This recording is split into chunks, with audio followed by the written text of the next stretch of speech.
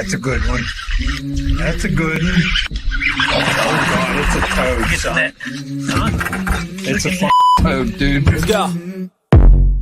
I wake up to a little bit of drool on my pillow, feel like it's gonna be a bad day. What is going on, OneCast fishing fans? Coming at you live from Trey's garage. From the garage. Sanford, North Carolina, on this warm Friday in May. Yeah, I'm sweating. Yeah, it's warm in here. We were looking at air conditioners, trying to figure out how we can cool it down in here for when it gets really warm here in a couple months. But man, we got a lot to talk about today. We didn't talk about it on an episode. We talked about some drama going on for the next episode. So we're not going to get into all that unless, I guess, if somebody asks the question, maybe we'll talk about it if they ask the right questions. You should totally ask the right questions. But yeah, if you want to see me go off, we will talk about the Keith Poche thing. Real quick though, Lay Lake, the elites are down there day 2. Brandon Polynick, 2 good bags still in the lead. I think he's just got a little bit over a pound. She's been pretty stingy down there. Lots of small bags, quite a few guys not catching 5 fish. A lot of 10-pound bags. A lot of those like 8 to 10 pound bags, which we see that here in our spot lakes, where you just don't get as many of those big bites. So lots of 8, 10 pound bags. Polynick carrying that still on day 2. And then, yeah, you're good. Shout out to a friend of the show, Nick Kincaid. He's fishing the Toyota Series on Eufaula. Weighed enough today to make the cut, fishing day 3 tomorrow. He's a co-angler in that. We're going to have him on to talk some stuff about that. Trey had to step out for a work call real quick, but he'll be back with us. Ben is on vacation with his wife, so that's why it's just the 2 of us again here live this week. Last week he was under the weather. This week he's on vacation, and he'll probably be out in the next couple weeks because he's traveling to see some family and things. So you're gonna have to deal with our ugly mugs for the next 2 weeks. I'm not gonna get into the poche and all that, but I'll get into. Want to share this real quick. A screen here with you. Give me 1 second. I'm going to pull this up real quick for y'all. And this, hopefully y'all can see that. It's not showing it up. There it is. So this is a tournament that friends of ours, Nick, who we just talked about, who's fishing Toyota Series, Mike Nadeau, who's a friend of mine, he fishes my club. I fished a few tournaments with him. So they're part of Special Operations Bass Anglers, which is works in conjunction with Special Ops Excursions. They get special operators, their families, some Gold Star families, things like that, out in the field hunting, fishing, doing those types of things. So what this is they put on a tournament to benefit Master Sergeant Mark McCowan. He was a special operator who was killed in a house fire. Actually, had a house fire, went in to save his daughters. Unfortunately, he didn't survive. So they put on this tournament every year in his memory and in benefit. It's on Lake Norman. This year it's on November 10th, 2023. I will 100% be fishing it. I believe we'll see Trey be there. Hopefully we can get Ben to fish something that isn't his private stock pond, come out and fish it. But there'll be a bunch of us there. It's for a great cause. $80 per boat, $20 big fish, 2-man team. You can fish solo if you want. There's a ton of spots. It's going to be a ton of fun. My entire goal is to catch a 5-spot limit on an A rig in one cast. It's just one if cast. I do, away. I'm literally weighing those fish. I don't care for the rest of the day.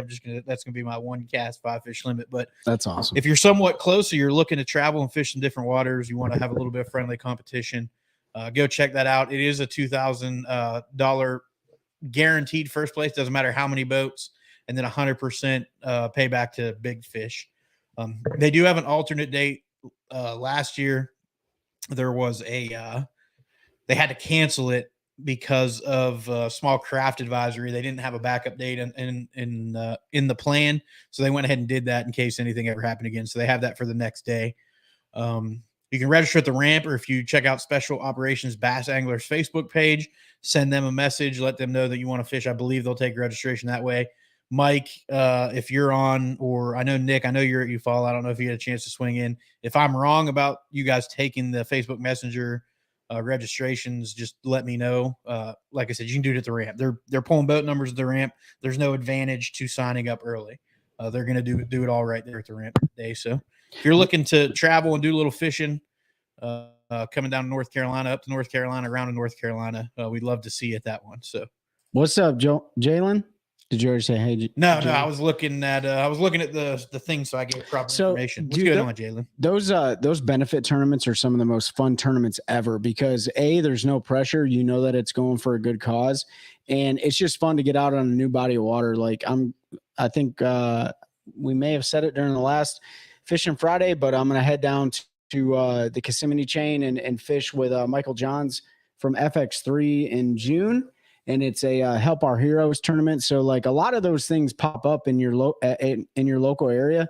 Take full advantage of them, not for the payout, but for the experience and for the good cause. So it's a pretty good deal. I'll definitely be up there for that. Yeah, I'm going to use it to pre-fish because our club classic is Saturday, Sunday on Norman.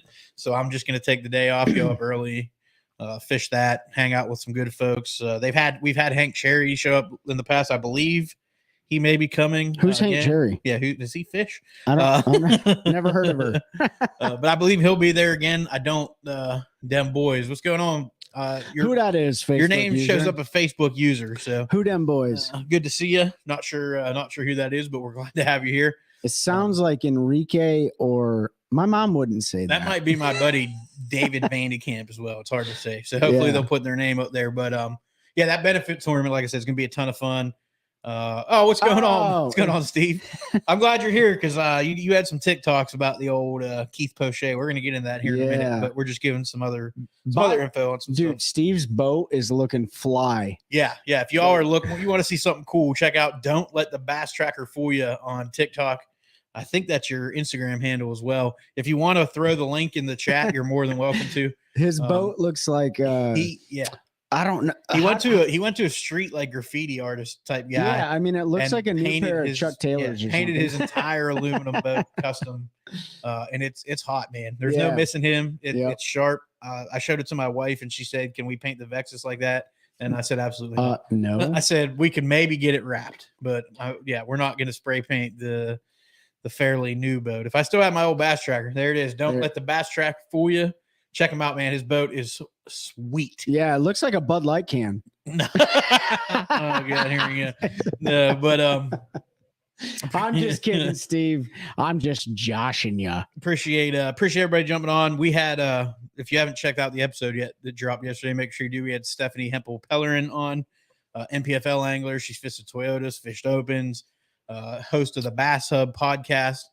Stephanie's awesome. Talked about peeing on Harvey Horn's carpet in his boat and all kinds of good stuff. We had a lot of fun and a lot of good insight into the decisions that go in when you get to that level as a professional fisherman and where you're going to where you're going to fish, what trail is right for you, and kind of the thought process for her and why she chose the MPFL versus continuing with some of the other circuits. So lots of good information there, and we just talked fishing and had a lot of fun. So first you have to follow the OneCast, our podcast, of course. However, go to the Bass Hub and give them a follow, give them a like too. Actually, the OneCast is going to be on the Bass Hub here in the next couple of weeks. So that's on the 23rd, right? Yep, 23rd. So tune in to the Bass Hub on the 23rd. They're going to host us, and we're just going to rap about fishing. When you go to whatever podcast media, I don't know if Ben did it on YouTube because he uploads the YouTube stuff, but on any podcast media, if you go into the episode description, the links to all of that are in there. So her personal links, the links to the Bass Hub, her fishing links, Instagram, TikTok, Facebook, their Bass Hub links, all of that stuff's in there. Give it a follow. That show is live, so we'll be on live with them on the 23rd at 8 p.m. Eastern time. So I think they're central. So, or Harvey is for sure. Well, yeah, because she's taking it. They're central. So it's 6 p.m. their or 7 p.m. their time. Yeah. Be 8 p.m. our time. Looking forward to that. I think it's just gonna be us and Harvey, right? Because she'll be at Santee. Yeah, which we should, inshallah, which God willing, we were able to make it down there. I also want to plug the Bass and Brews podcast too. So those guys are awesome. They also hosted us on their podcast. A bunch of great dudes. And actually, I had the pleasure of taking Paul out the other day and getting on the school of fish. And we were crushing them on top water, dude. So it's really cool how, like, you know, the content creators, the anglers, everybody just comes together and you meet so many people on the water. You know, I met Paul through a third party. Paul reached out to me. We were on the Bass and Brews podcast, got the ability to take him fishing. We saw him at the Classic. Like the community is tight, man. And if you guys, their podcast is very different than ours, and they got an awesome flavor to their podcast. And so go check them out, Bass and Brews, the Bass Hub, and obviously, you know, the OneCast. If you're here, you probably have listened to us or have interest in it. And next week's a good one. I get on a soapbox for a while. Trey gets on a soapbox for a while. If you like listening to people's takes on stuff going on, then it's a good one, because something happened that upset me pretty bad, because I think it's a bunch of BS, and I made sure to let it known. I'm probably gonna get a lot of hate. Hopefully, some people agree with me. But speaking of getting a lot of hate, dude, I want to roll into old Keith Poche, his DQ down there at Toledo Bend from the Open. It has absolutely divided and lit the world on fire, the bass fishing world. I've even seen like professional red fishermen, you know, bass fish and other tournament series type fishermen talking about it. For those of you who don't know, Keith Poche had his day one weight disqualified from Toledo Bend, which he had cashed a check. That took the check away from him. Because this is an Opens tournament, by the way. This is a Bassmaster Open on Toledo Bend, the one that Ben Milliken won. He day one, he jumped a concrete dam, which does have rollers. It does have rollers so that you can cross, designed for airboats, so that you can cross and get to this other area, which is considered public access. And he was disqualified for I think it was Rule 5 or Rule 15, which was leaving tournament waters. He appealed that, and when you get punished by BASS and you appeal, the way that appeal process works, so since it was an open tournament, they take 2 Opens anglers who did not cash checks. They weren't in the money. Him being disqualified no way impacted where they were. And then they take 1 BASS employee that has no relation to that tournament, has no duties with that tournament or that trail. And you plead your case, Bass shows their case, and they either overrule or upheld. They upheld Bass's decision that Keith Poche violated Rule 15 and should be disqualified. So that day one weight was DQ'd, took him out of check range. He lost that check, and he made a bunch of videos about it. Every other TikTok creator, I apologize, we're probably lagging a little bit on a few. It looks like our internet's struggling right now, but hopefully that'll pick back up. Yeah, we have unstable connection, so should pick back up here in a second. Apologize for it's starting to come back, so apologize for that. We're working on some better internet options, but so he lost that day one weight, took him out of check range. He's made like 3 videos talking about it. A lot. And a lot of other people have made videos. A lot of people are saying he should sue Bass and this, that, and the other thing. What's going on? Whoever said sup, fellas, welcome to the OneCast. Glad you're here. Don't know who you are because it just shows Facebook users. So if you don't mind throwing either your actual name, or if you don't want to do that, you can just put your what we would know you as there in the chat. Spy name. Yeah, your spy name. Put your spy name. So divided the bass fishing world, right? That people saying he should sue Bass, which he has absolutely no. Oh, what's up, Brad? Has absolutely no ability to do.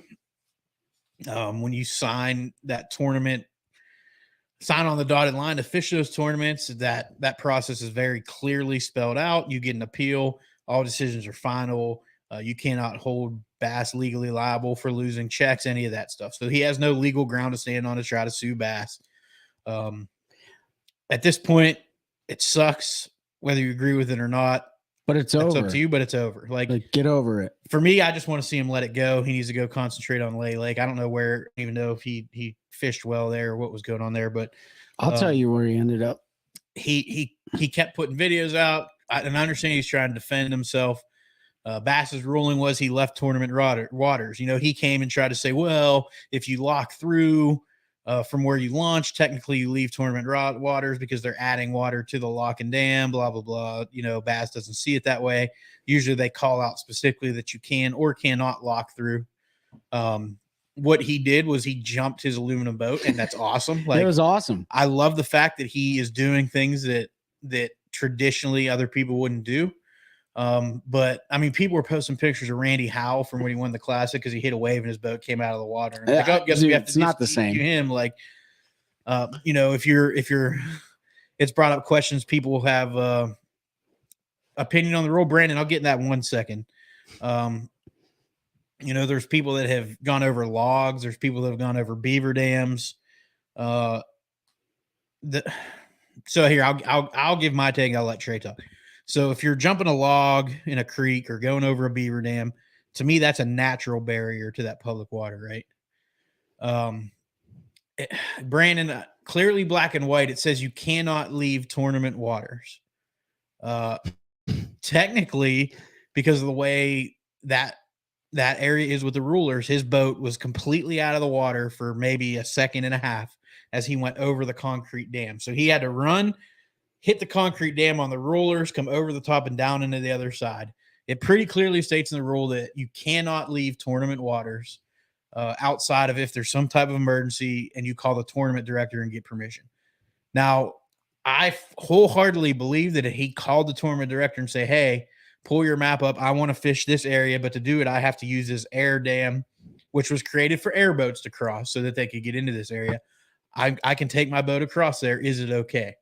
They probably would have said yes. I don't know. Maybe they would have said yes, but it would have completely eliminated any of this happening. So, Brandon, I agree with the rule. If it's a man-made, non-natural material structure, you have to cross. So he crossed, I believe it was concrete. It could have been an earthen dam, but it was very clearly man-made to separate this pool of water from that pool of water. Yes, they were both public bodies. They were both considered part of the same lake. It was, there's a roller system there for boats to cross, specifically airboats. He was able to do it because of the boat he has. Most people aren't going to take their fiberglass boat and try to do what he did. Oh, no. I don't think they're picking on him because he's running an aluminum boat. I've heard people say that. What I will say, and this is probably controversial, and I haven't talked about it on podcast, and I've been saying it since before the Classic, I think you're going to see BSS be a little bit harder on a guy like him because he's fishing the Bass Pro Tour along with BSS. So his sole focus isn't towards BSS. He's already been DQ'd from another tournament because he couldn't fish it because of the off limits rules, which was totally known before the season even started. He missed practice at the class. I think he got 1 day of practice at the Classic because of the BPT event. Yeah. So he missed all the media and stuff that goes along with pre-Classic rituals. Could there be a little bit of animosity because of that? Possibly. I'd like to think that BASS as an organization wouldn't be that petty, but they are competing organizations. They're competing for viewers. Well, they're competing. It's a business. Yeah, they're competing for viewers. They're competing for sponsor dollars. But as far as that rule, Brandon, I agree with the rule. I think if you go back and way back to episode 1 or episode 2, when we talk about, rules being king for a day, and if we're king for the day, and what I said is I would make every rule cut and dry as to what the punishment was if you violate X rule. So that way it doesn't matter who you are, what your relationship is with the league that you're fishing or the trail that you're fishing, et cetera, et cetera.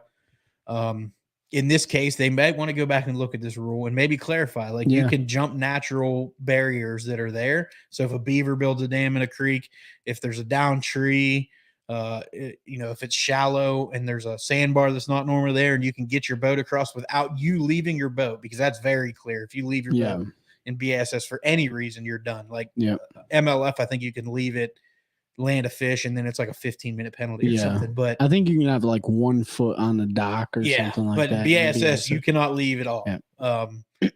So I don't know, Trey. I talked for a while there, so give me your thoughts on. So I don't agree with him being DQ'd, but I think that the biggest thing is it's all about picking your battles wisely. And it seems to me that Poche, while I like the style and like what he's doing because it's so different, I think he chooses to compete against everybody.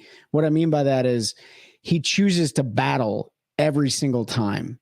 And now he's, I'm not going to say crying, but like he's publicizing every single thing and like, trying to be a social media lawyer and stuff like that. But here's the deal. Like, so what you're saying is he's trying to start a battle. Yeah. Like he's competing. There's times where you ask for forgiveness and then there's times where you ask for permission. If you're working for, it's such a weird deal because you're paying to play a sport that you have a boss in, which is so bizarre. But if there was ever a question in his mind, he had the ability to just make the phone call to the tournament director and say, hey, listen, I'm thinking about taking my aluminum boat and popping over this man-made piece of structure.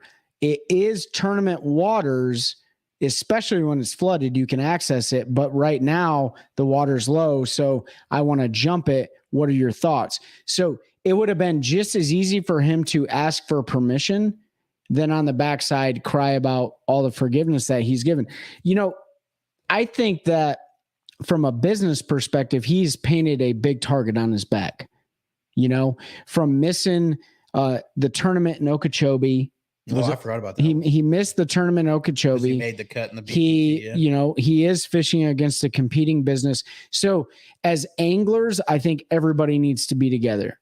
But as a business, I don't believe business needs to be together. I think, in fact, business needs to be separate because you can't make a profit if you're in business with another business. It's really hard to do.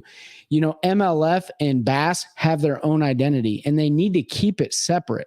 Yep. I think the struggle with Keith Poche is he's trying to like navigate waters that may not be navigable. Is that a word? Navigable. I don't know. Yeah. We're not drinking water here, by the way, but still like, I just think he needs to like really pick his battles wisely.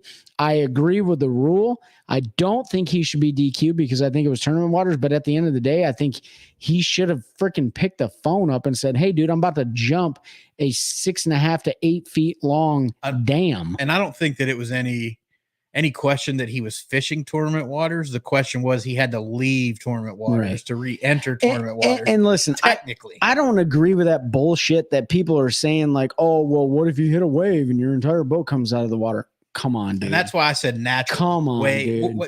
Well, I guess technically a wake boat would be man-made, but it's still a natural occurrence on a lake, a beaver dam, a log, and even if a brush pile, whatever it is, like even if you have to put your boat on the trailer and get a new lower unit put on because you smacked a log, you still have to call the tournament director and say, hey, listen, I got to go to the service department or the service crew. Yep. I got to get a freaking lower unit put on. Okay, how many fish do you have in your box? Okay, I have this many fish. Boom. The tournament director needs to know because how many times on the internet have we seen cheating scandals happen? And we're going to get to that, right? But fish barrels and all sorts of other crap going on. So like, yeah, that just popped up on. Yeah. I mean, it's hard to maintain integrity when you're in an individual sport and sometimes you don't have a marshal on the boat. So I don't know, man. Like, I just think he needs to pick his battles better. Yeah. I think he just needs to take his punishment and move on. He keeps saying, I feel like I need to defend myself. No fans or anybody are questioning him whether he intentionally violated a rule or anything. Is it a bum deal for him? Yeah, it sucks. He lost a paycheck, like whatever. But say what you're going to say and then let it go. You don't need 7 videos saying the same damn thing. And I appreciate you posted all the evidence that showed BASS, but they're not going to change their mind. Like you've gone through their clearly defined legal process, if you want to call it that, on how you can appeal those things. And if they don't overturn it, they don't overturn it. And they didn't. They upheld it. So it's done. You don't have any other outlet. You're tried by a jury of your peers in that situation. Whoever asked if I was ready for Falls Lake, I'm as ready as I can be. I'm going to go there too, and then I'm going to give Pete all my fish. I'm just kidding. So here's something. I didn't think about this until right now. You can't play for the Cowboys and play for the Texans at the same time. If, in my mind, at the national level, I'm not really sure that anglers should be able to compete in all the leagues. Yeah. Right. Especially when it comes to BASS and BPT. I understand it's gambling. So which one do you, how do you define it? Is it gambling or is it a sport? Are you an athlete or are you a gambler? Yep. If you really want to get down to business and you really want to call these people athletes and you want to call them professional anglers and you want to, then you need to own them. And that's the shitty thing about the situation is there's no endorsement contract from Bass or from BPT saying like you solely play for this team. Yeah. Right. Yeah. Because it's all individual. But like if I wish we could rewind back to episode 2, but like King for a Day, you fish for Bass, you fish for Bass. You don't fish for the BPT and vice versa. Yeah. You know? Yeah, Terry, I knew that was you that asked. Brad, you say Bass doesn't want him in there. I agree. Ben and I have had some heated off-camera discussions about that because he doesn't think that they would do that. But I fully believe that they did it with John Cox too, man. Like, yeah. And John, they basically forced him to make a business decision, right? Like us or them. And he still fishes some of the Toyota series and the invitationals and stuff when he's not, not fishing an elite event, but he chose the elites as his platform. Yeah. When you see guys leaving BPT to come back to the elites, there's a reason for that. Sure. And it's not, I'm trying to say this without upsetting some people. I'm not a huge fan of the MLF as an organization. I think they need a lot of help with the way they run as a business. That being said, there's a reason people like Gerald Swindle, you see Bobby Lane this year, Ish Monroe, Mike Iaconelli. I 100% believe that we're going to see Kevin Van Dam come back to the Elite Series. Agree. I think so too. Jason Christie. There is a reason they're coming back to the elites, and it's because it gets far more exposure. But I think that the MLF, the BPT, and I think that's real. Even Mercer says on his podcast, like when the divide happened, when the split happened, was it really a split? I don't think so. I think it was just. Oh, it was definitely a split. Well, yeah. I mean, I know that they poached like some of the anglers, but it really was just another business popping up. Okay, a business popped up. All right. Well, these people went to work for the business. Yeah, you're right, Brad. The business. What did he say? I think he said they made promises they couldn't keep. They absolutely did. All you got to do is look at the no entry fee. They promised no entry fees. And I think that made it a year or a year and a half. I think it made it maybe 2 years. Yeah. And then they said, so we need some entry fee money. Like, of course. I really feel like they thought, they saw the names they were grabbing from BASS, and they did remove the tradition with 5 fish, which fishermen don't like change. You're absolutely right, Brad, there. But I think this is 100% my opinion, so don't get mad at me. I truly believe that they felt because of the names they grabbed, G-Man, KVD, Andy Morgan, all of those names that left. And I understand why they left. If I was fishing the elites and they go, hey, if you come over here, we have $100,000 in no entry fees. It's like no brainer for me. Business decision. Yeah, you're going to televise and do all this and that. You'd be an idiot not to do it. It would be hard not to make that decision. Now, obviously, there's a lot of guys that have been there that didn't. John Cruz never left. Paul Unick never left, which he was still. No, he was a pretty big name. Jockeymason probably had an opportunity. No, Paul Unick did fish BPT. Did he? Oh, he did. You're right. He did fish BPT, but he was one of the first ones to come back. Lead. Yeah. I think there's a lot of personalities in the BPT that need to be in the BPT. The Dustin Connells, the Jacob Wheelers, like those guys, man, like they do well in that format. And that format is cool. Like if you're a fan of fishing, then you shouldn't. Like I think it's cool. I think they got good entertainment, all that stuff. But traditionally speaking, Bass is where it's at. Entertainment wise, like MLF does put on some good entertainment until they change it to the 5 fish format. Yeah, I don't think it's. It's definitely not as fun. It's not as fun, right? So, I think everybody has their place. That's why I really like the MPFL, because the MPFL has its place. Like Bass is for, like, I'm not going to say rich guys, but like that is the elites for a reason. MLF, they got good television. The MPFL, that is grassroots, national level like competitive angling. I mean, it's a huge stepping stone. Huge when stepping you're ready stone. to take that next step and fish. I'm not going to say fish professionally because if you're fishing, watch our episode next week. Watch our episode. That's all I'll next say week. on that. Yeah. But yeah, it's an opportunity for the work. We keep referring to it and we say we like it so much because it's truly like the working man's league, and it is. It gives you an opportunity to compete against some absolute national hammers on a national stage across the country, and you only need to take 6-8 weeks off of work, and it's all spread out across multiple months.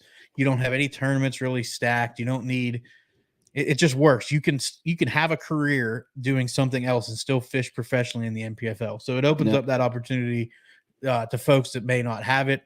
The elites are the elites. It's a hard thing to qualify for. You need a certain amount of income or sponsorship backing to fish any of them. None of them are cheap. And then the same MLF, there's a qualification process to get to the BPT. You have to go through. What's going on, Greg? You have to go through everything to get there. Are you pulling the names off your phone? Yeah, that's why I pulled it up. All the Facebook users, appreciate you guys. You all have the same name. I'm not sure why. Yeah, if you join through our OneCast Facebook page, it just says Facebook user. I'm going to make a post this week in that group for y'all. There's a way you can select a permission and it'll show us your name whenever you jump on our live. I don't remember how to do it off the top of my head, so I have to pull the little info sheet. But yeah, so there, I don't know what's going on with Poche. Yeah. Well, he's just being stupid. Like, that's just the bottom line. Like, pick your battles wisely. Once the ruling is set, like, you're done. Okay, move on, man. Like, get over it. You're the one that assumed all the risk by fishing both of the BPT and BASS. I don't know if I would have been able to do that. I don't know if I would have wanted to do that. To me, it's conflicting. That'd be tough. But speaking of conflicting, if you do get on YouTube, your name will come up. Yeah, like I said, there's something you have to click in the group so we can see it, and I don't remember what that is off the top of my head. But there is a way to do it through the Facebook group. But YouTube will show your name, Greg, if you want to do it that way. By the way, let me ask the crowd. Like, got this jersey. It's got the OneCast logo. Got the OneCast Fishing. My nonprofit and stuff. Like, I am sweating to death sitting here in this thing, but I wanted to rock it because I've never had a jersey before. So, I feel like a pro. Yeah, you know what I'm saying? You're a pro. I'm a pro. I just came back from catching fish off the bed and catching fish offshore, and it was a great time. And then Pete texted me, and I was like, oh, crap. I got to go home for Facebook Live. But anyways, speaking of, like, opportunities, guess who won't have any opportunities over the next 10 days? Your lead boys. Yeah. Yeah. So for those of you who are watching, I don't know if you saw this, but the guys that got caught up in the walleye cheating scandal, they were sentenced to 10 days, 10 days in jail, a few $1,000s worth of fines, probation for a year. What else did they get? 3 years loss of hunting and fishing licenses. 3 years loss of hunting and fishing. So I think, I don't know. What are your So I'm going to play devil's advocate here. I think they got the punishment for the crime that they could be charged with. That being said,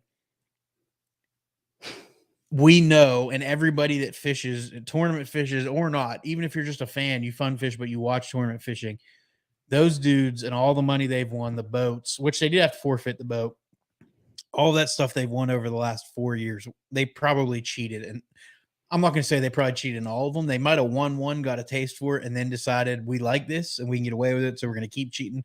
But pardon my French, they're pieces of shit, so they probably 100%. did cheat from day one. Yeah. So they got the punishment for the crime that they could be convicted for, which was just that one tournament where they actually found the weights. So for all of us, and I'm upset, I think it's BS. I think they should have been, spent a year in jail. The fine should have been higher. They should have lost lifetime hunting and fishing privileges, which I think one of them will, because he just got hit with a poaching charge, I think, not that long ago for shooting a deer out of season. What a turd. It was the one with the holy jeans, the one you would figure was like that. But no offense, somebody wears holy jeans, but don't do it anymore. I love my holy jeans. The bedazzled jeans. Oh, bedazzled. Yeah. G-Man, you better talk to G-Man. G-Man. With the bedazzled. I love you, bro, but those bedazzled jeans, if you wear affliction after the age like 27, it's questionable. But no, really. What about cargo shorts? Oh, I rock cargo shorts. That's I don't people know. say they're not in style, so I don't care. No one's gotten laid in cargo shorts since Nam. I mean, I'm not going to say anything. I'm going to leave that one. Yeah. So I think they got the punishment for the crime that they could be convicted of, which was just that one tournament where they actually caught them cheating. We all know, probably close to $500,000 they've won, and they probably cheated on every single one of those tournaments. They did. But you can only convict Greg, as a cop, and we have other law enforcement officers and anybody that has any real life experience, like you can only be convicted of what you can be proven. And all they could prove was that one, unless they admitted to the other ones. And they, as dumb as they are, they're not dumb enough to say, oh yeah, we won all that money cheating. So then you can hit them with all that. Yeah.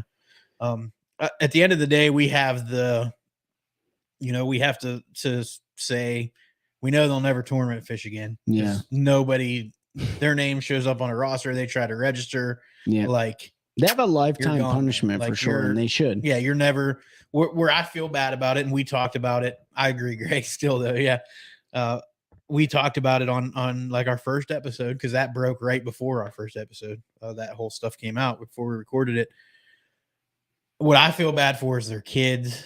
If their kid, I believe they both had younger kids. Mm-hmm. If they ever want a tournament fish, like that name now is tarnished. They got to change their name, dude. There's no getting away from when you see one of those last names and you're trying to fish a tournament. They're going to go that name, and then one quick Google search and you see that their dad, was convicted of cheating in a tournament and this, that, and the other. So their kids are going to be punished for life, just like they are. I think that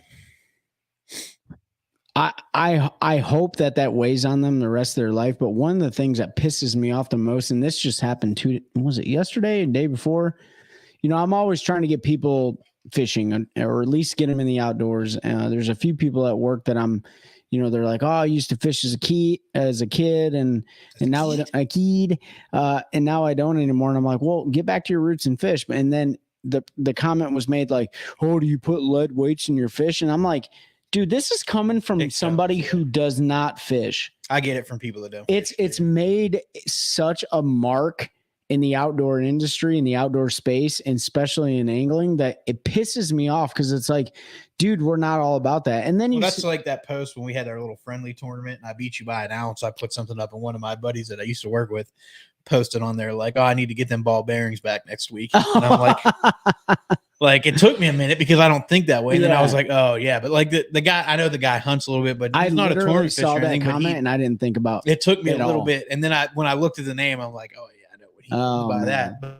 But that's just case in point. Like he doesn't watch tournament fishing. But he saw that because it made international. I mean, you hear it at every tournament. Like even I've heard it at the PBC. Like oh yeah, do you have an X-ray machine to check them fish? Even that little benefit tournament Mike Nadeau and I fished last Saturday, like somebody made a comment, and they were joking 100%, but they were like, oh yeah, make sure you take the lead weight off of that. And it's like, man, like here's the thing, we're our own worst enemies in fishing across the board, and we continue to let shit like that thrive and live and breathe and grow legs, and we have to stop it, because we just keep perpetuating it. It's the same with the hate, because guys use Guggen, or they use this brand, or they use that brand. And it's like, oh, you don't know what you're doing if you throw Strike King rods, or you don't know, like it shouldn't matter.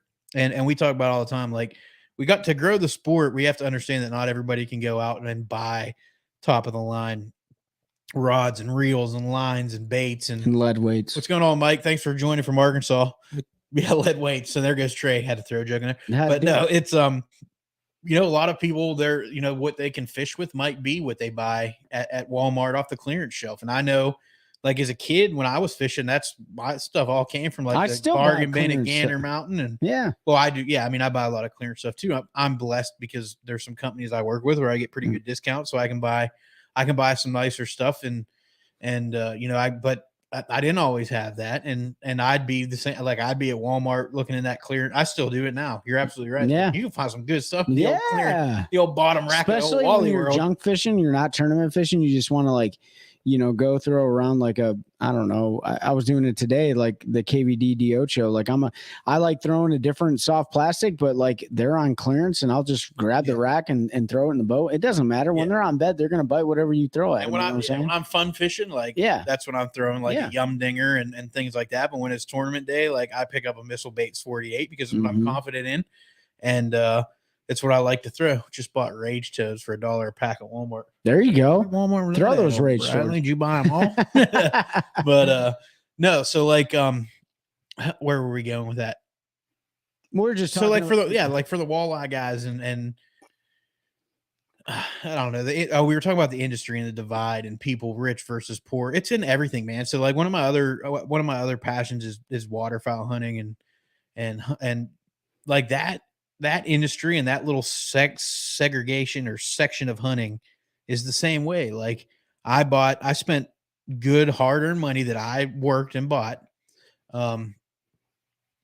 And I bought expensive clothing like Sitka gear. If anybody that hunts knows what Sitka is, I bought it because I wanted the best warm, waterproof, dependable clothing. And I understood how technical fabrics work. Trey, in your career, you know how important like base layers and good technical clothing is when you're in adverse environments. So I went out and spent the money, and then you go into groups and there's people like, you got daddy's money, running around, and it's always running around with daddy's money. And people do it in fishing too. Like know who does? You got daddy's bass boat. And I've made some funny TikToks about like I made one about somebody pulling up in the Guggen squad pulling up in daddy's glitter rocket and being funny. And I probably shouldn't have, looking back. Like I perpetuated the whole thing, but like we continue to do that. And whether it's a joke or not, if you keep driving it and it keeps happening, eventually it's not a joke anymore. And you create the divide that you see. So there's a couple people that are pretty bad at that. And, go check the next episode that we drop, check that out. But man, Blockett is bad about it too, man. Bring that dude up. I got to, because like, we talk about, creating the right message or the best message for our kids and stuff like that, and making sure like, we're not influencing negative thoughts and all this stuff. And it's like, dude, the last video that he posted, and this is just my opinion, which I can say it, like, it's absolute trash, dude. Like, oh, you can never make it because it takes so much money to be a professional angler or whatever. And I'm like, you're basically out there.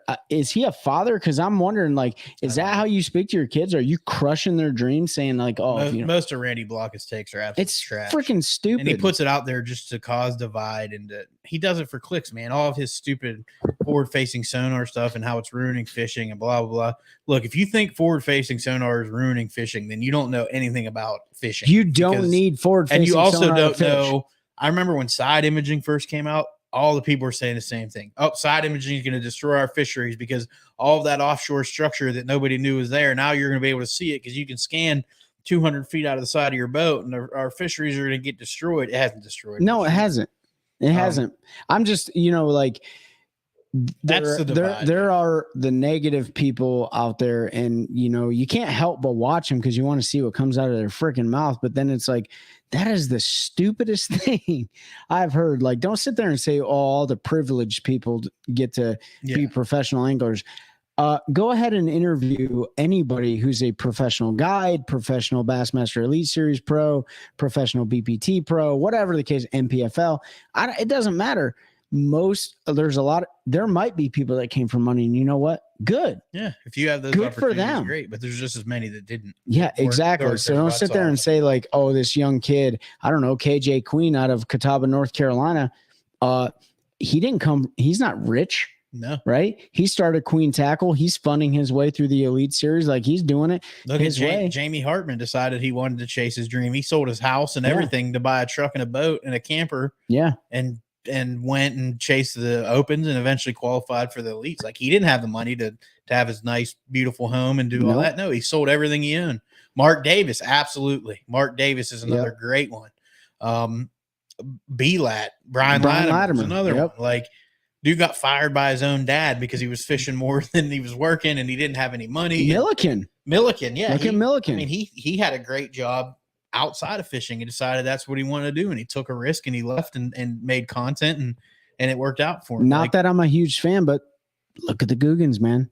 Yeah, look at the Googans. Did it. They changed the industry with YouTube and social media and stuff, and then they got themselves in the door. Swindle, framing houses. Bradley, absolutely. Marcus, yeah, I love B-Lat too. He puts out great stuff. Brian Latimer is absolutely one of my favorite anglers, man. Like, he's true to the core. But Davis helped Mark Rose. Yep.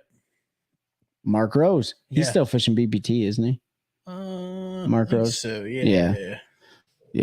I'm not a huge I don't watch a lot of the MLF. I will say though, I do watch a lot of Dustin Connell's videos. I'm not a huge Jacob Wheeler fan, but I like watching DC. I think he's funny as hell. Steve Kennedy, yep, he's still pretty much self-funded. Steve Kennedy sponsors himself. Like, what's he have, a Steve tiger Kennedy, wrap on his boat or something? Doesn't he have like the Ricky Bobby wrap? He literally reminds me of Ricky Bobby, dude. Like, it's so funny, you know? Yeah, DC is awesome, man. Like, he's I feel like and Toyota, Mike. Yeah, I feel like DC is DC. Like, he's not changing who he is on camera. So, and I like Jacob Wheeler. I think he gets a bad rap, but the dude's a stick. I mean, that guy can catch fish in a mud puddle. Who threw up the big cup? Big cup, Marcus. Oh, what's the big cup? I don't know. Talk to us about big cup. Tell us all about the big cup. Yeah, there, break it down.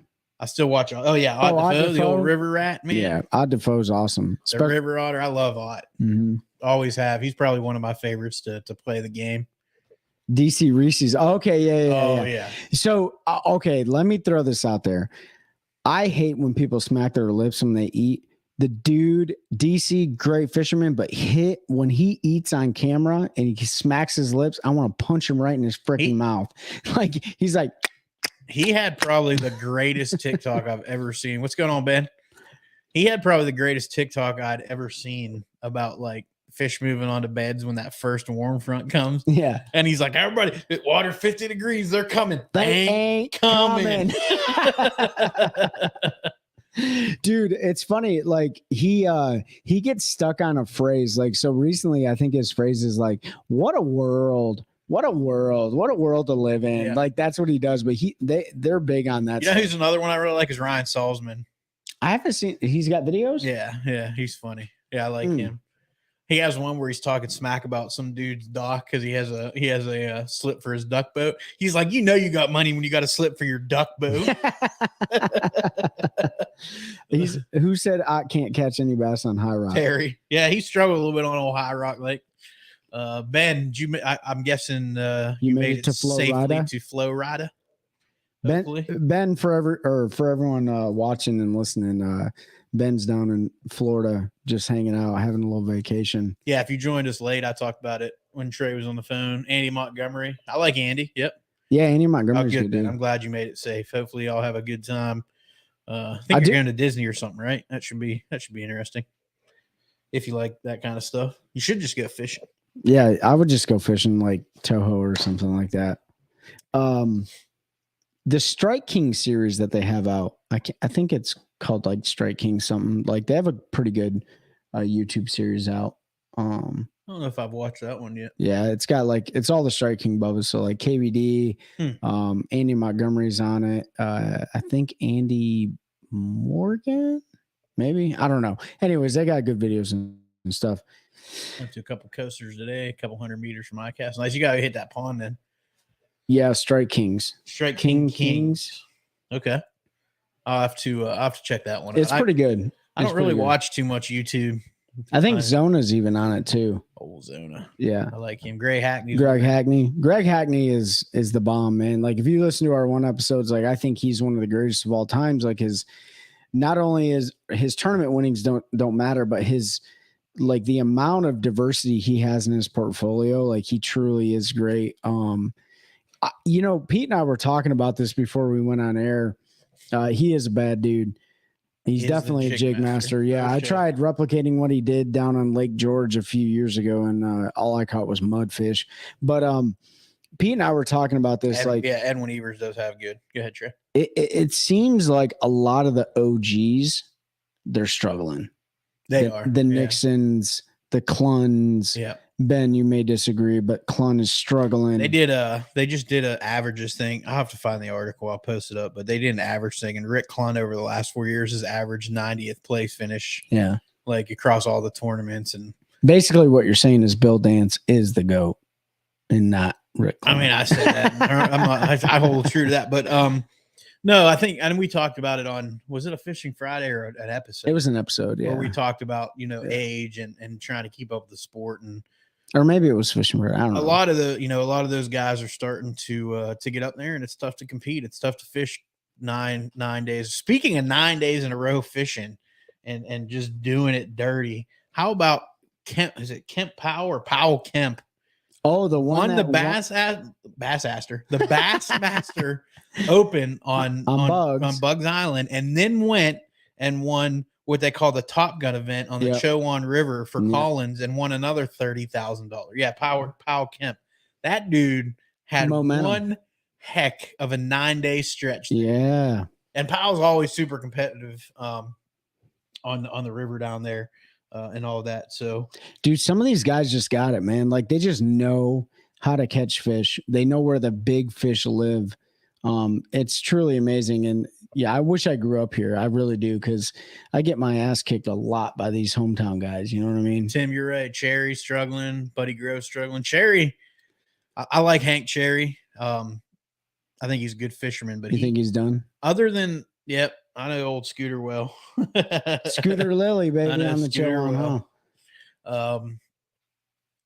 Other than the two classics, if you look at Hank's history in the elites, he's never really been that great of an angler. Obviously, he's a great angler to fish that long in there, but his competition in the elites hasn't been like anything stellar, other than winning back-to-back Bassmaster Classics, which only a few people have ever done, and that's a heck of an accomplishment. I mean, yeah, he kind of fell off this year, and even last after he won the Classics, he really just was kind of there. Lots of guys having a rough year this year, and it's been I don't know if it's been a weird year. Some of the lakes they went to was a little bit later than what they traditionally do. Like with Santee, they were a month later than they were last time. And Lay Lake right now, they're struggling. Lay Lake's later than what they've done traditionally there. So it's kind of interesting to see them fish those body of waters, not when it's, if you want to say prime, even though it still almost took 100 pounds on Santee, but there wasn't 2 century belts. Yeah. But you know what though? Yeah, Brandon Cobb is 100%. Brad, you were right. Oh yeah, he's fired. And I just listened to Mercer's podcast. Like I had no idea he was such a video gamer. Like he's a huge gamer. Who, Brandon Cobb? Yeah, he just like plays Call of Duty and shit all the time. So really, yeah. I think who did Mercer have on his podcast? I can't remember who it was, but no, he had Shane LaHue on his podcast. Baby Shark is what they call him. So, but. Ike and Ellie said this back a few shows ago. He was like, I don't like how Bass like stacked up this schedule this year, like back to back events. He's like, every place we're going is like almost a, spawn event. He's like, I wish they would spread the year out to where like you would actually have to exercise different angler skill sets, being pre-spawn, spawn, post-spawn, whatever the case may be, smallmouth fisheries and stuff like that. The thing is, the anglers want that, but the people watching it, right.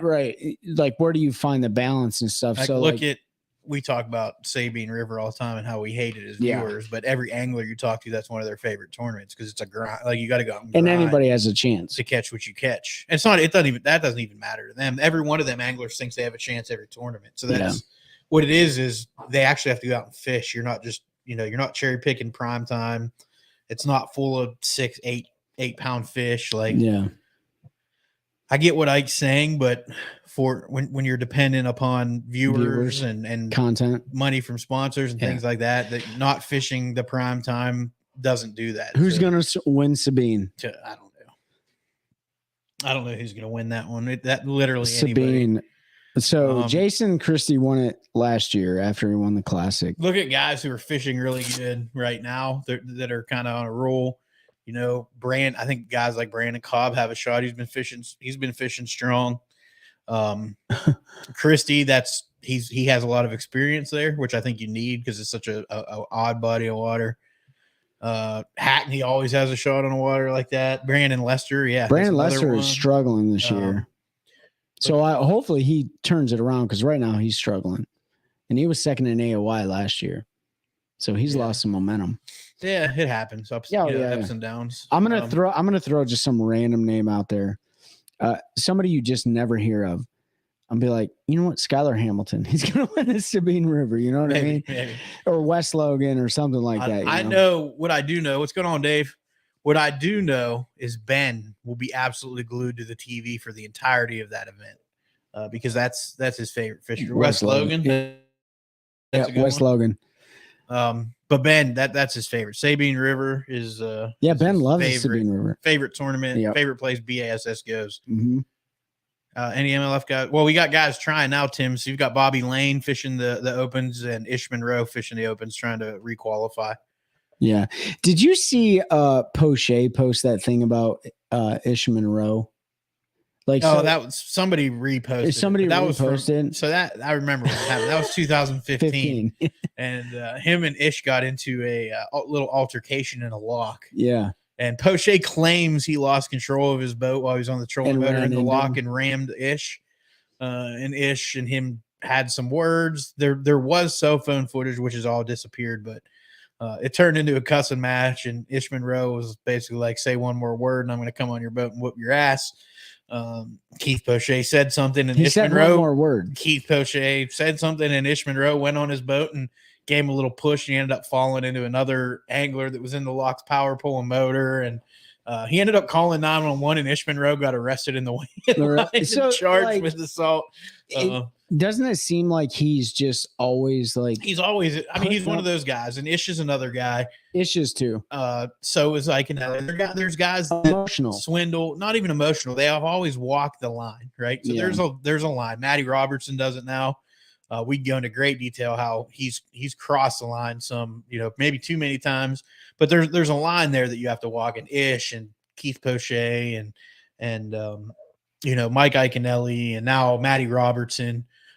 Swindle, if you go back when Bass outlawed denim, so you couldn't wear jeans anymore, Swindle would wear those super bright, obnoxious shorts, right? Because they weren't denim. And he did that as basically a big middle finger to Bass. And he's gone on podcasts, talked about it. Like I would go into a gas station, they'd have some swim trunks and there were big marijuana leaves on them, and I'd buy them and wear them on day one of the tournament just because they couldn't say anything. Yeah. It wasn't denim, so there was nothing they could say. So if you remember when he went through that, when he was wearing all those crazy hot pink flamingos and stuff like that, he did that as kind of like why can't we wear jeans? Yeah. Like what's the issue with wearing jeans? Yeah. Which I don't know how you could wear jeans fishing in the South when it starts getting warm. Oh my gosh, yeah. But maybe February. He spent a career walking the line and so Poche reposted, or somebody reposted that whole 2015, and you can Google Keith Poche, Ish Monroe, and you can find stuff about that. But there was a little physical altercation. Yeah, I think Poche ended up in the water and wet jeans. What's up, April? Poche ended up in the water, and Ish Monroe ended up, I think, laying on his back on the deck of somebody's boat. So. I don't know. I think we're going to do a segment in a podcast coming up of like who has the most DQs in DSS history. It might be tough to beat old Keith Poche. Yeah, it might be. Because if you go back, he got DQ'd on an event in Tennessee on the river when he switched to that little aluminum boat with a 90 horse. I thought that was no, that was him. That was Keith. Yeah. I don't know, man. Like it's just funny. The controversy on the Red River when the guys tried to block his little creek arm. They put a bunch of rocks up there and stuff. Yeah, there's been he's kind of always. Who is the most hated angler in the sport? Like that's a great title. Yeah, I mean, I think there's definitely people that there's definitely I happen to really like Ish Monroe because I've had a lot of positive interactions, but he's a guy you'll see a lot of negative stuff about on social media about how people think he's arrogant and an a-hole. And I wouldn't even say Mike, Swindle got disqualified for swamping another angler. That was in a classic too. I can't remember who it was, but he blew by him full tilt, like maybe 4 feet from the back of his boat. He's sitting there fishing. These are the fun things to talk about, though. Like, you shouldn't pride yourself on being the most hated person. Like, you should pride yourself on being like authentic and being yourself. But if you're gonna do that, like, be smart about it, man. Like, and we kind of rewound right back to Poche, but like, if you're gonna be Poche, if you're gonna be that guy, like, be smart about it. Like, pick your battles wisely. Like, you're already in a tough position because you made the choice to fish, MLF and freaking BASS. Well, guess what? That's gonna put a target on your back. Yeah. So just be ready for that shit. You know what I mean? Oh, absolutely. We're at an hour. We're gonna go for a couple more minutes because we got good conversation. But if you have questions or anything you wanna bring up, make sure you get them in there here in the next 5-10 minutes or so. I'm trying to think. Like, one of the things that I'm happy to see a lot of anglers putting out is their interactions with dot Karens. And teaching people how to react the right way to that stuff. Like Connell had the one, Ike has the one where like Ike was really good in his up until a certain point when he kind of, and I don't blame him for getting a little more upset than what he was. But he had, we don't have any carpet decals saying, we just order them through Z decals. What's up, Flipping? What's going on, Crickets? Sam? Flipping crickets, y'all. But that's what? That's who we should get on the show next. Sam, would you end up finishing in the BFL last week? You could throw it up in there. I know I looked, but I can't remember it off the top 40 of my something, I think. Whatever happened to Jason Quinn? I don't know who that is. Yeah, that's a good question. Who's Jason Quinn? I don't know, Tim. That's a name. There's a lot of names though that let's see if we can find old Jason Quinn. I'll let I think he got cancer or something, didn't he? I'll let you go. Carry some conversation here for a minute. Anyways, why do you say you suck, Sam? You don't suck. You don't suck, Sam. You had the courage to go fish the BFL. So today I'm at the ramp, right? I pull in, there's a boat in front of me. It's a pleasure boat. 49th isn't bad, Sam.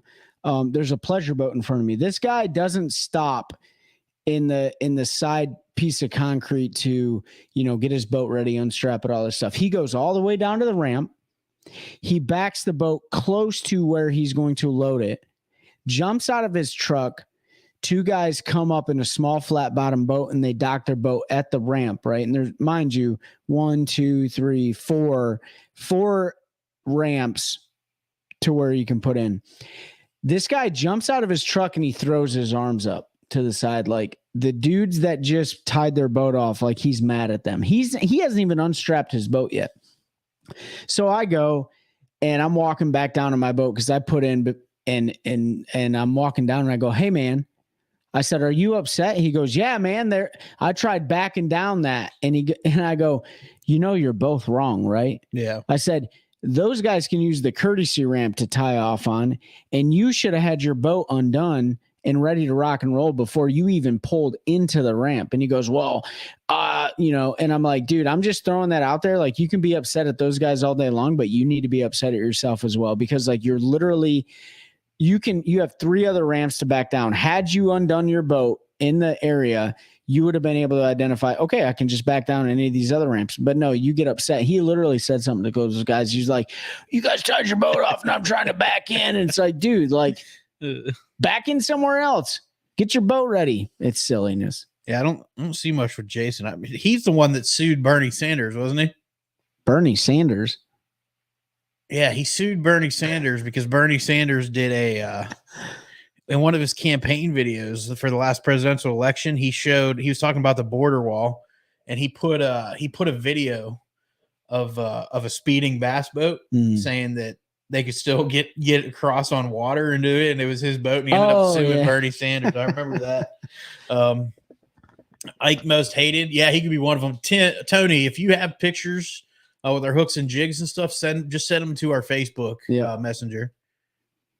Good luck on Grand Lake tomorrow, Mike. Do you think how someone conducts themselves with a boat correlates with their vehicle behavior? Absolutely, April.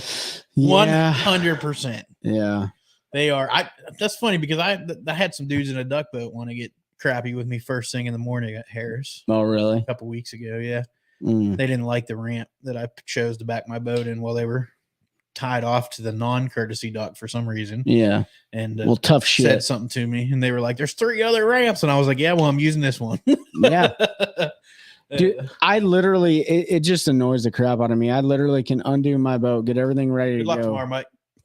Put my boat in, tie it off to the ramp, park my truck before somebody can even back their boat in. Like it's, people just need to practice. Douche by the water. Or by land. Yeah, absolutely. Yeah. Once a douche, always a douche. Yeah. So clean pictures, Tony. Awesome. Yeah, just send them to Facebook Messenger to the OneCast fishing page, and we'll get them out on socials. And appreciate you using them, y'all. Check out Tony. He does a live, shows off our stuff. He makes soft plastics. Has some really cool baits and stuff that he makes. So but yeah, tomorrow I got you'll be on Falls tomorrow, right? Falls Lake tournament. Yep. I don't know anything that's going on Falls Lake. I'll be on Jordan tomorrow practicing for a tournament next week. So if anybody has any idea where the hell the big fish are right now, let me know, and let Pete know too. Wherever you think they are, they're probably not there. Yeah. Our lakes are pretty squirrely. So yeah, I caught some big ones today, man. Big ones off the bed. I'll post some videos later. So Stinking Creek. Everybody loves Stinking Creek, especially I never catch a dang fish in old Stinking Creek. I like another creek better. Is that why it's called Stinking? I got a secret creek I like way better. I'll tell Trey about it. No, I like Robeson Creek better. Robeson Creek's good. White Oak is good too. So yeah, White Oak can be good. That's where I'd go. That's where I'd start. Yeah. Honestly, is there any tournaments out there tomorrow? Big ones that There's probably a tournament. I don't know. I mean, I'm for sure. I'm just gonna go. I don't even know if I'm gonna have a rod on the front deck. I'm just gonna go run around and see if I can mark fish offshore. Or I think they're probably still on bed at Jordan though, because Jordan was so high, and I think it's going to be a little bit behind Harris. And on Harris right now, they're still on bed. I mean, there's a bunch of fry garters, and I caught a 5-pounder a day off the bed. So they're still they'll still be on bed though. So I'm sure they are. But I'm definitely gonna go get my stuff squared away for tomorrow morning. I appreciate everyone tuning in, man. Yeah, man. Appreciate everybody jumping on. Another good live. Lots of good conversation, good questions. We go live every Friday, 7 p.m. unless something crazy happens, and then we'll hopefully let you all know ahead of time. New episodes of the OneCast on all podcast platforms, 7 p.m. Thursdays. Also on YouTube, on the OneCast Fishing YouTube channel, under the playlist, the OneCast, if you want to watch the video version.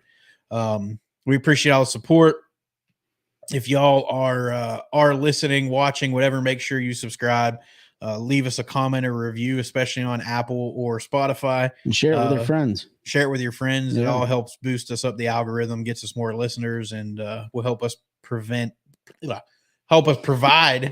better opportunities for content and stuff, because everything we get with this show goes right back into it, because we do it because we enjoy it, but we also want to do it for y'all, and hopefully we can help hopefully teach y'all some stuff, and maybe learn a lot from everyone else too. Things. So anything else you want to say, Trey? You want to teach everybody your new term you came up with the other night? I just we need to grow the industry one cast at a time. Perfect.